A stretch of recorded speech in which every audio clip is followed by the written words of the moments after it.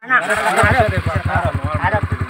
Dulu nggak bisa. Di talian atau di talian? Oh, di talian Pak. Tuh. Talian sok. Talian medis.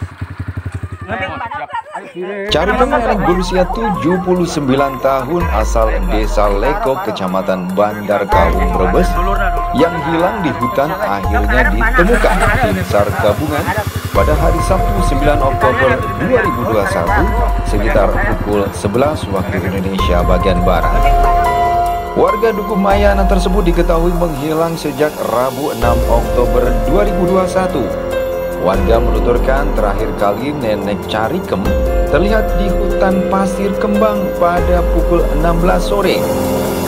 Upaya pencarian melibatkan tim SAR gabungan dari unsur Satgas BPBD Brebes, Celeng Rescue, Bagana, Bangbara, MDMC, ACT, RSP, dan Pemdes Lekok serta warga masyarakat.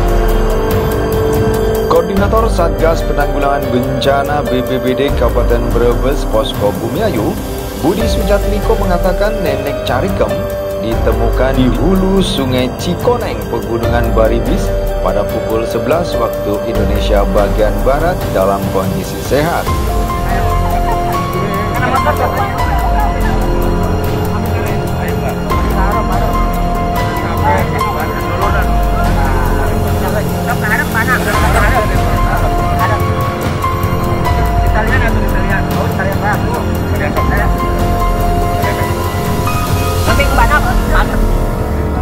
Mohon.